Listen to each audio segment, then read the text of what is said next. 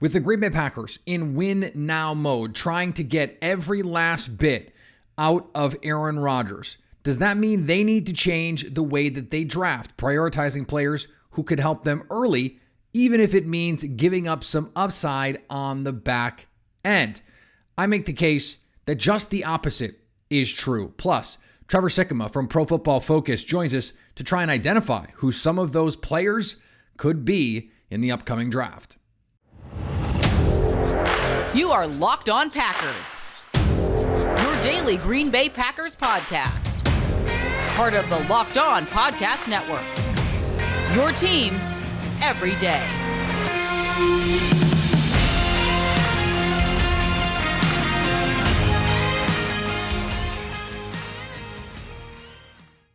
You are Locked On Packers, part of the Locked On Podcast Network, your team every day. I'm Peter Bukowski, and I cover the Packers for The Leap, a newsletter I would love for you to subscribe to. You can follow me on Twitter, Peter_Bukowski. You can follow the podcast on Twitter at Locked On Packers. Like us on Facebook, subscribe to the podcast, iTunes, Spotify, Google Podcasts, wherever you find podcasts, you will find Locked On Packers, the #1 Packers podcast on the internet. And the show for fans who know what happened. They want to know why and how. Trevor Sikkema from Pro Football Focus is on the show today. We're going to talk a bunch of NFL draft stuff with him. Thanks to everyone who makes Locked On Packers their first listen of the day, every day. We hope you like starting your day with us as much as we like starting our day with you. Let's start our show with this question that I got from a listener on Twitter, and that was about the Packers' approach. Does the fact that this Aaron Rodgers timeline is uncertain, that it could be 1 year, it could be 2 years, it could be 3, it's probably not going to be more than that, does that change the way you draft players? And the logic here is intuitive, right? Get guys who have high floors, who you think can come in and help this team right now and give this football team in 2022 the best chance to win, and then in 2023 the best chance to win because we feel confident in what they can be. That is the premise of the potential argument. And I don't know that those asking this question are saying this is the way that it should be done. I think it's a reasonable question to ask. Here is the problem with that viewpoint. And I do think teams do this, by the way. I think they chase need, and I think they chase floor. They chase players who do not have high ceilings because they have high floors. They're prioritizing the floor. Hey, well, we know this guy can just come in and give us something. And that's more important to us than trying to find and hit a home run, understanding that it means we could strike out. A lot of decisions are made out of job preservation, not out of the best interest of the franchise. Here is the problem with that. The things that make good players good, and I mean really good, are the things that give you a high upside.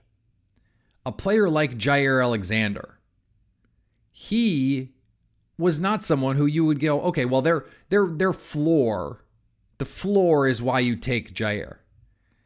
He was not quite the same sort of Rashawn Gary type high upside player, but we knew what the physical tools were. He was a little undersized, but incredible athletic gifts, tenacious, physical, ball skills, the things that make him good, the things that made him a high ceiling player are the traits that make him a good football player.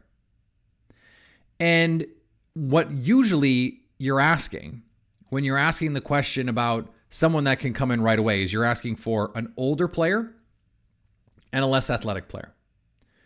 Usually high floor, low ceiling is code for not a great athlete.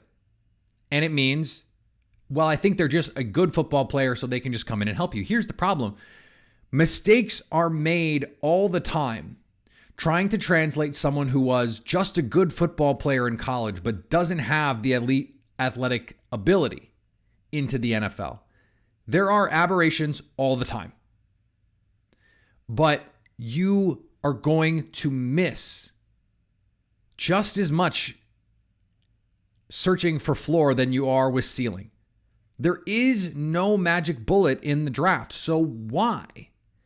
Why waste a pick on floor in exchange for ceiling? Now, I do think there are questions to be asked about need. The Packers have traditionally picked with need in mind, and their goal is always to be thinking a year, 2 years, 3 years down the line. And you can do that when you have very few holes to patch. In the case of the Packers, other than receiver, I don't think there is a no-doubt starter in this draft for them. I've said that. I've been consistent about that over the course of the last few months.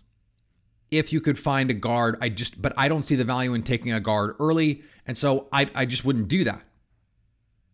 Edge 3, not really a starter, a useful and important person, and they could be a starter in a year or two. That's why there's some upside in the first round. Safety, same deal. They could be a starter next year. And be a safety 3 this year, playing 30, 40+% of snaps for the Packers and help them win now. Outside of receiver, there isn't a bunch of holes to fill. They've got a very, very good roster, a Super Bowl caliber roster right now outside of the receiver position. And so that makes it very easy to focus in. Now, if you want to say, does that make or incentivize the team to try and move up, to target that one player, that Drake London, that Treylon Burks, if that's the kind of player that they're really into, that Jameson Williams? I don't think so, and the answer is a definite maybe. I do think that the Packers view that as an option to say, if we think this guy is the alpha to go up and get him, and they have the extra draft capital to do that and still have the flexibility to go find other options in the draft. And so if you're the Packers, I don't think you change anything about the way that you view your draft strategy. And what I think is interesting is if you go back and look at last year is as much a draft for now draft as we've seen from Brian Gutekunst. Now, that first one in 2018, Jair Alexander absolutely was a draft for now, but they also traded out of their first pick. That was a for the future decision. Now they moved back up to get Jair because they desperately needed defensive backs. They took Josh Jackson in the second, I think primarily because they couldn't believe he was still there. I don't think they intended to go double corner. I think they were shocked and they liked the value there. But last year they draft Eric Stokes, who ended up being a starter, and I think was going to be given the chance to start early. They needed a corner. They knew that. They needed a center. They drafted Josh Myers. And at the time, they needed a slot receiver. They drafted one. So when you look at this class, and they needed depth at linebacker, they got it with McDuffie. They needed depth along the defensive line. They got it with TJ Slayton. That is the model. And so if you take that model and transpose it to now, the draft looks a lot like I think the draft would otherwise look. You have to get a receiver early, first round. They've got 2 first-round picks. They're going to take one in the first round. They're going to break the spell this year. I know a lot of Packer fans are guarding their hearts on this. They're going to take a receiver in the first round. And they're going to take an edge, and they're going to take a safety, and they're going to take an offensive lineman because they do those things. And they plan for the future. And in the future, they're going to need an outside linebacker when Preston Smith is no longer worth what he's being paid. And they're going to need a safety when and if they decide that Adrian Amos is not worth extending. And they need a receiver now. And they're probably going to need a receiver in a year. They need to take 2 receivers. And they probably need to sign one too. Who knows? Trades, whatever. It doesn't change anything about the way the Packers have to operate. And what's more, what you want for this team is to keep chasing upside. They need to take the big swings. And they have the roster that can accommodate that. You want to draft that twitched up edge rusher who is all upside, the Drake Jackson type, He's been flashes at USC. You have the green light to do that because you have a roster where he doesn't have to play right away. You want to take Christian Watson? That gets a little tougher. But they need a receiver. They're going to draft a receiver early. So it's almost like it doesn't matter. Readiness versus not, ceiling versus floor. If you take the best guys, the guys with the best traits, those tend to be the best prospects. So it makes sense to do that. It makes sense to draft those guys. So I don't see anything about the Packers window changing their approach to the kinds of players that they draft. I do think it potentially changes the players that they draft in terms of planning for the future versus now. I think in a different time, in 2013 maybe, they wouldn't have the same level of urgency to get a receiver that they do now. But it's not going to change the type of receiver that they would have otherwise drafted. They are going to take a receiver in this draft. They're going to take an edge rusher in this draft. They're going to take a safety in this draft. They're going to take an offensive lineman. You can write that in ink. They're going to do all that stuff. So for the Packers, the goal is to get maximally better. Period. And anything else is just asking for a mistake. It's like the best example I can think of. Hank Haney is a famous golf coach, was Tiger Woods' golf coach for a while. And I'll never forget this. He had a tip in a magazine, wasn't even a golf magazine, where he said, too many amateurs try and hit 3-wood off the tee. And the problem is they're not good enough. And the 3-wood still slices or dead pulls or, God forbid, shanks. And now it hasn't gone as far as your driver would have. It's still a bad shot. But now you're further away from the hole. If you had just taken driver, yes, you might have done the same thing, but you'd be 20, 30, 40 yards further down the hole.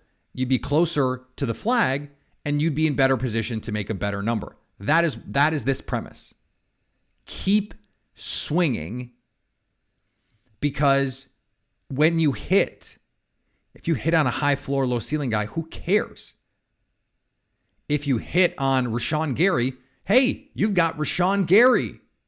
And guess what? This process that they've had has worked out really well for a long time. They've been one of the most competitive. They've been the most competitive NFC franchise consistently in the Aaron Rodgers era since he became the starting quarterback, period, full stop. And yes, a lot of that is Aaron Rodgers. But if you look at the players around him, offense, defense. They brought in a lot of really good players, a lot of really good offensive linemen, running backs, defensive linemen, pass rushers, corners, safeties, linebackers. They brought in a lot of really good players to stabilize this team over the years. There is nothing that says they should change their modus operandi now. All right, we're going to get to Trevor Sikkema after this. Today's episode is brought to you by BetOnline, your number one source for all of your betting needs and sports info from all the latest sports developments, including this week's Master Championship odds, podcast reviews, all the different leagues this season. Everything you need in sports is at BetOnline. Live betting on golf. This is if you don't have money on the Masters, like, what are you doing? This is one of the most fun gambling weekends that there is, because the Masters is just such a blast. Get on it at BetOnline. Head to the website or use your mobile device to learn more about the trends in action. BetOnline, where the game starts. And thanks for making Locked On Packers your first listen every day. Make sure you're following Locked On NFL, Locked On experts covering the biggest stories around the NFL every Monday through Friday in less than 30 minutes. It's free and available wherever you get podcasts. Joining me now, our old pal from the Locked On Podcast Network, formerly the host of Locked On NFL Draft, now at Pro Football Focus, doing a lot of great work for them, Trevor Sikkema. Trevor, this has been, we were just talking before we came on air, an absolutely ridiculous, crazy, bonkers, cuckoo bananas offseason. And I don't know how we even begin to talk about the draft, because I still feel like there's 84 storylines that we still need to catch up on. Let's try and focus on the draft here. Before the Devontae Adams trade, if you're going to put together the needs for Green Bay, what would that list have looked like?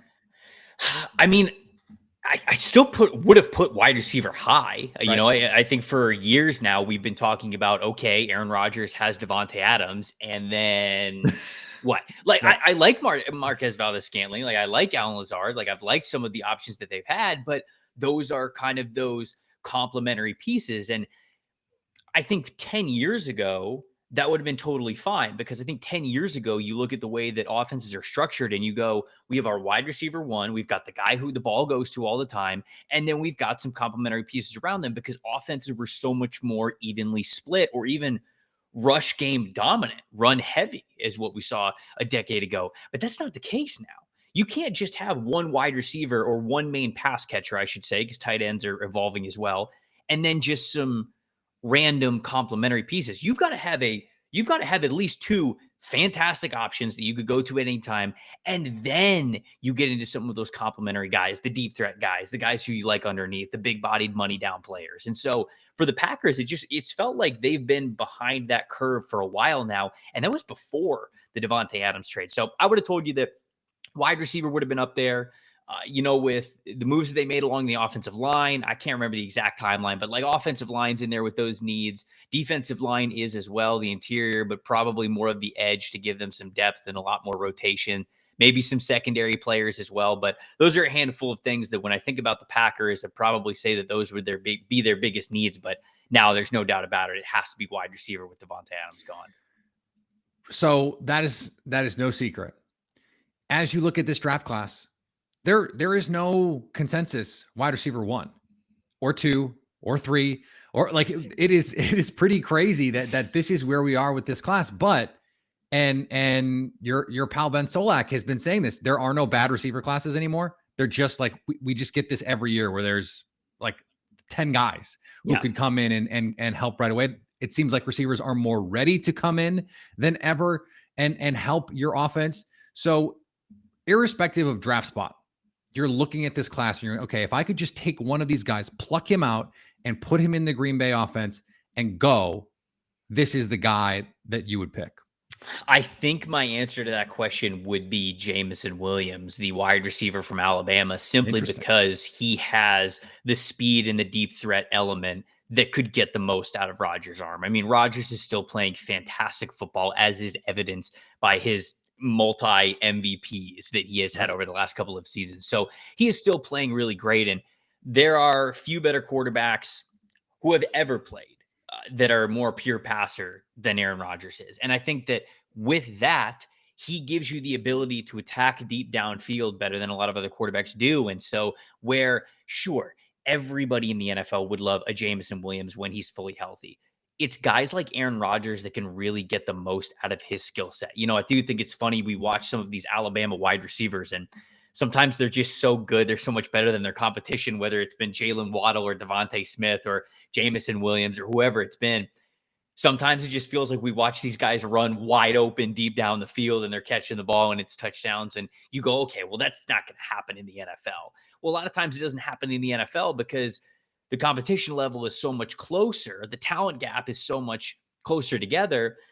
You don't normally have quarterbacks that can take advantage in a similar way that they would have had in college. Aaron Rodgers is one of those quarterbacks that I think has that ability. So I would tell you that Jameson Williams would probably be top of my list, all things considered, as the number one target that I'd love to see in Green Bay. But a lot of those guys make sense. You know, I think Garrett Wilson would be a fantastic yards after the catch guy for him. Chris Olave, another very smooth, deep threat receiver who I think is of the same mold of Jameson, maybe just not as fast.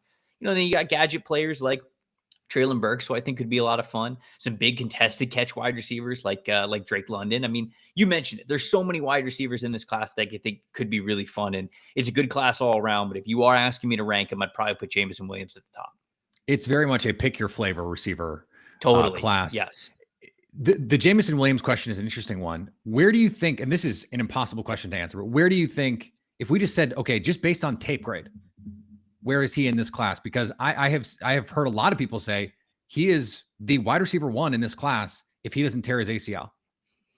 Yeah, I think that there are a lot of teams in the NFL that also agree with that. He wouldn't be my wide receiver 1 in this class. The way that I have it right now is I've got Drake London at 1, which I know is a stretch for some people because they think that he can't separate. I think he's got a little bit more juice in the tank than even his tape at USC show. So I'm kind I love him. of betting on that. So I like Drake London. He's my wide receiver 1. Chris Olave is my wide receiver 2. And then Jameson Williams is my wide receiver 3. And I don't even put Jameson Williams as my wide receiver 3 with a caveat that's like, he's coming off of the ACL injury. He's recovering from that.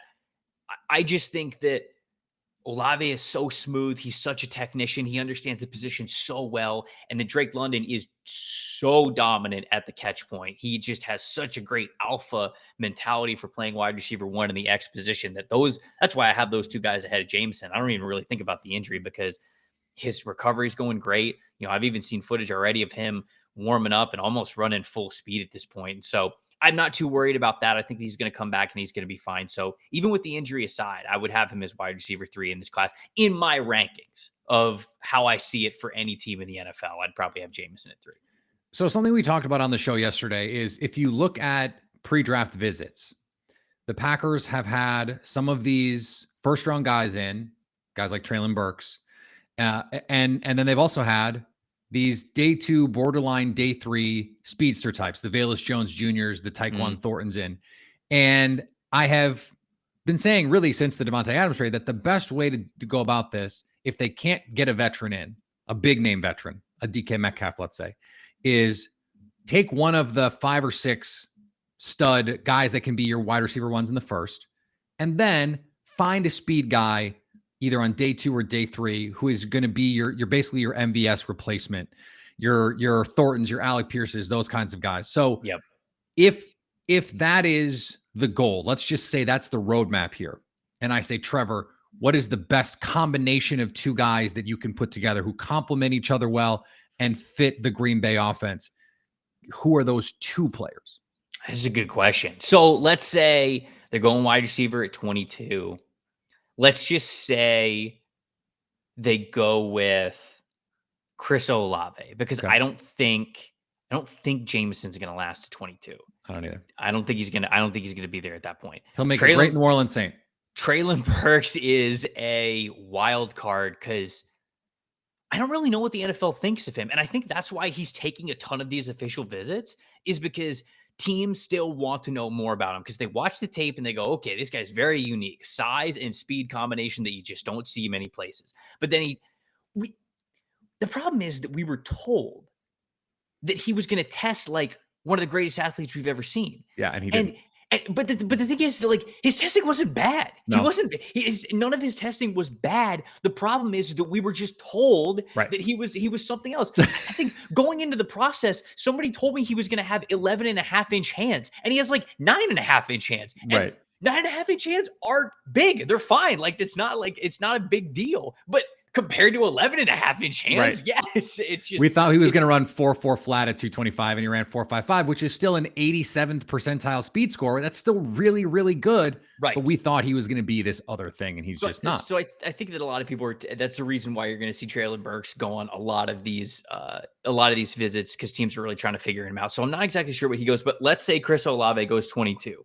I like the name that you brought up when you said Alec Pierce. I think that's a really good name for them. Obviously, if they want to go pure speed, Tyquan Thornton's a guy who almost broke the 40 record, right? And so like he is up there with the best of them. Calvin Austin's another super speedster. He's still very raw in what he is doing, but he's more of a smaller slot wide receiver anyway. So if you wanted to go that route, you could. I'm trying to think of, if you want like a contested catch guy, which I think Ty Freifogel could be a really nice guy in the mid rounds or somewhere on day 3 that I think he's getting slept on a little bit. He doesn't have super all around game. Sometimes he shows up in spurts. Man, 2 years ago though, when Michael Penix Jr. was healthy at Indiana, him and Ty Freifogel had a really great connection. And that was when he was playing some of his best ball. You put him with a quarterback like Aaron Rodgers, I think you might get to see some of that as well. If you want more of a shiftier guy, Khalil Shakir from Boise State, he's somebody who they moved all around, but I think that he's going to find a home as a slot player in the NFL. But to me, Khalil Shakir is somebody who reminds me a lot of like that Wes Welker kind of Julian Edelman type, where this dude just gets open. Like it's it's 3rd and 6. We need to move the sticks. Khalil Shakir, okay, make something happen for us, and he can. So that's kind of the way that I see kind of the rest of those wide receivers.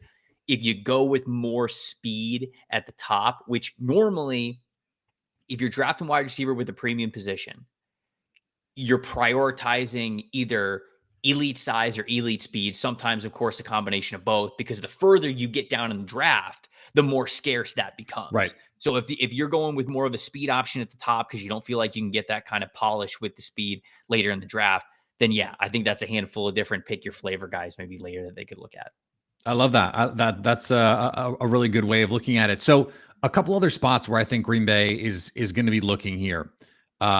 They're pretty good with their starters on the edge: Preston Smith, Rashawn Gary. Right. But you mentioned trying to get some depth in there. I think this is a spot where they're probably going to use a premium pick. They have 4 picks in the top 60. I will be shocked if one of them is not an edge player. So of the guys that are probably going to go in that sort of top 75 range, who are some names? I personally am a big fan of Drake Jackson. I don't know why all the USC guys are named Drake. I like Nick Benito from Oklahoma. And then there's the first round guys. Could George Karlaftis be there? Arnold Ebiketie, Boye Mafe.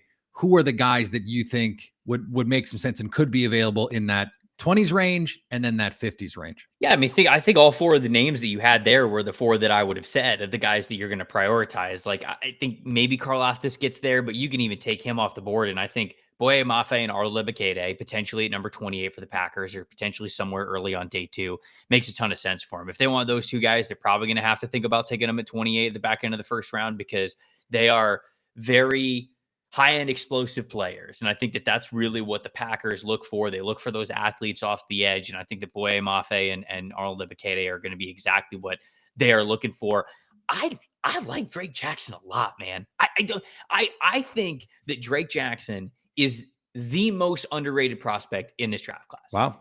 I don't know why he's not getting more hype. And I think people thought that he was going to, and when I say people, I mean like myself included, I thought he was going to take a leap in production this year, because I saw some really nice flashes from him last year as a speed rusher, as a guy who really knew how to bend and dip and get around those offensive tackles. Some of his best moves are Pro Bowl caliber type of moves.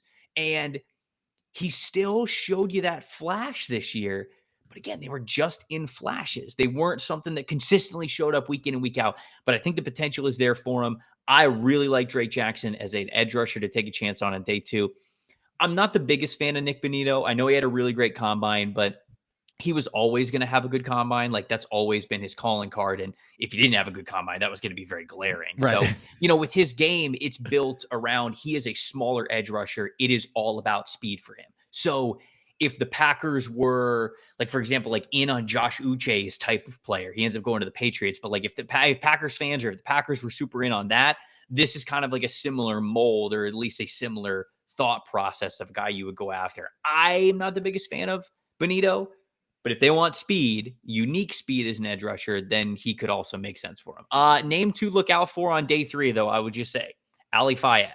I like Ali Fayed a lot from Western Michigan. I think he's going to be a really nice day 3 pickup for somebody. He put on an absolute show at the East-West Shrine Bowl. Now, it wasn't the best offensive tackles that he was going up against, but if that's the case, you want to see him dominate. He absolutely dominated. He had a lot of really nice pass rush moves that he was showing. Double-digit sack guy this past year. Really got in the lab and learned a lot of different moves, a lot of different things in his toolbox that he could go to at any given time. And so I think that he's still learning. Didn't test as well as I thought he was going to, which means I think he's going to go day 3, but he's got to keep an eye on for sure.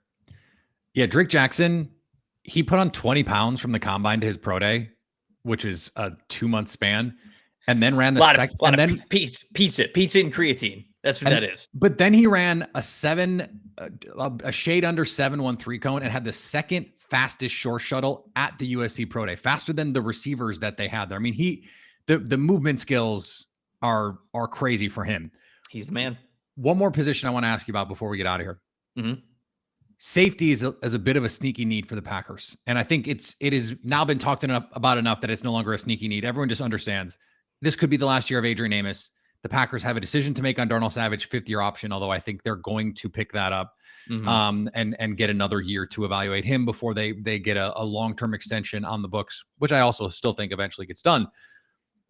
This is an interesting safety class, especially at the top, because there's Kyle Hamilton And then there's a really intriguing group of like 5 to 8 guys who could all go between pick 25 and pick 75. Who of those guys do you like that Packer fans should have an eye on? Well, I mean, it just depends where they're picking, right? I mean, like if they're picking at 28, you're going to be out. I mean, Jaquan Brisker's going to be on the table. Jalen Petrue's probably going to be on the table. Lewis Seen might still be there. Daxton Hill could still be there. So like all of those guys, I think bring a lot to the table. Jaquan Brisker, I think, is more of a strong safety type. He's not like a single high coverage kind of a guy, but if you're playing 2 safeties deep, he's a good like rat hole defender and a guy who's going to play downhill for you. I think he'd give you a lot of physicality. Jalen Petrie, he can fill like a pseudo slot kind of a player, big slot role, if you will, because he was really great in slot coverage, especially man coverage when we saw him playing at the Senior Bowl. Daxton Hill is just a fantastic athlete all around. So is Lewis Seen. I think those 2 guys, if you're looking for top tier athleticism at the position, you could go with that. If you're going a little deeper, I mean, I interviewed Brad Hawkins when he was at the East-West Shrine Bowl. He's the other Michigan safety. I thought he was great. Got a really great head on his shoulders, understands the position super well. So he's somebody they could have their eye on somewhere on day 2. The Cincinnati safety, Brian Cook, same way, a lot of experience there for him. If they want more of a depth guy this year, maybe see what they've got, see what their options could be next year when it comes to free agency. Maybe they don't want to spend as high of a pick on that. Kirby Joseph, same way, the safety from Illinois. I think those are day 2-ish kind of players that they're not going to start for you. I don't think they're going to compete for a starting role, but if you ever want to go 3 safeties deep, you could get a guy who, even in their rookie season, might have a lot of experience under their belt from college, say like a Brian Cook or something like that, where you're seeing what he's like on the field. You're seeing if maybe they can start once one of those guys, whether it's Savage or Amos, isn't there next year. So I think that's probably the way that you've got to look at this safety class. It just all depends where they want to target those guys. But those are a couple of buckets, if you will. If they're looking at the beginning, those are a handful of players. If they're looking somewhere on day 2, those are the guys I think they target. All right, I said last one, but seriously, last one. As concisely as you can, explain to me why Travis Jones is not getting more hype, because I watched the tape and I'm just like, this guy is an MFer. Like he was dominant in Mobile, even against someone like Zion Johnson, who's going to be a first-round pick at guard or center. Explain it to me, Trevor. I don't get it. He's really good. I like Travis Jones a lot, man, especially for, it almost feels insulting to say, especially for what he is, which a lot of people look at him. And when you look at his UConn tape, he's playing nose, he's playing 0, or he's playing 1, or he's plugging up gaps. He's taking on double teams, but there's moments of him taking on double teams and not even losing an inch on the point of attack and ripping by him and getting in the backfield. And so, yeah, I think that he's great, man. I think from a strength profile, if you are looking for an anchor in your interior, you can pick this guy at the back end of the first round and be happy with it, right? I mean, that's where I think that his value starts. He's not going to give you that Vita Vea type of, can you pick him top 15, top 20? I don't think that's his scouting report. But when it comes to the back end of the first round, early part of the second round, he's a damn good football player. You mentioned it. What he was asked to do at UConn, he did damn well. What he was asked to do at the Senior Bowl, he did damn well. And I think there's no reason to not believe that he can't be what you want him to be realistically at the NFL level. So I think that a lot of those flashes, a lot of the strengths, a lot of what you love on tape in college is going to show up in the pros. And so a lot of it is, sometimes, Peter, this, like the draft is a little bit of an imagination game, right? Like even if you were a really good player, if you don't have this imagination ceiling to you, sometimes people get bored of you and they want to put these other guys who are like, yeah, but what if this guy hits the ceiling? Like they put those players ahead of Travis Jones. And like I said, he's just a damn good football player. And I think that we should prioritize that more than we do. I absolutely agree. If he is one of the Packers' 2 first-round picks, I will be very happy about it. I think he is awesome. I think him and Kenny Clark in the inside is an absolute nightmare for opposing interior offensive linemen. Good luck trying to block those 2 guys. Trevor, this was awesome. Thank you, man. Let my listeners know where they can find your work now that it is somewhere else. You've been doing great stuff over at Pro Football Focus. Yeah, over at PFF.com. That's where all my written work can be found. For all the podcast people out there, NFL Stock Exchange, myself and Connor Rogers, we do an NFL draft podcast 3 days a week, all the way up to the draft. And we're even going to be doing stuff into the summer as well, like redraft grades and current draft grades and all that kinds of good stuff. But yeah, PFF.com. NFL Stock Exchange, and then of course on Twitter at Tampa Bay Trey. But I appreciate you, Pete. This is awesome, man. Anytime. Good to talk to you, brother. All right, thanks to Trevor for joining the show. Always great to talk to him. He is the best. I love him. He's not only a really smart football person, he is great behind the mic and just an awesome guy. So thanks to Trevor. We appreciate you, man. And thanks for making Locked On Packers your first listen every day. Make your second listen Locked On NFL Draft. Ryan Tracy and former NFL corner Eric Crocker bring the NFL Draft to life every day with insight and analysis on college football prospects and NFL front offices. It's free and available on all platforms. All right, we're going to be back tomorrow, a mailbag show, unless there's news. So send your questions to me. Hit me up on Twitter at Peter_Bukowski. Hit me up on the show's handle at Locked On Packers. Send me a DM, whatever you want to do. I would love for you to subscribe to the show. On iTunes would be great. We've had a huge new audience influx on iTunes. What's up, everybody on iTunes? Please rate and review the show here. We would love you to do that and spread the word about what we're doing on YouTube, Spotify, iTunes, all that good stuff in the podcast audio feed as well. And if you want to hit me up for the mailbag show on the Locked On Packers fan hotline, you can do that, 920-341-3775 to stay Locked On Packers.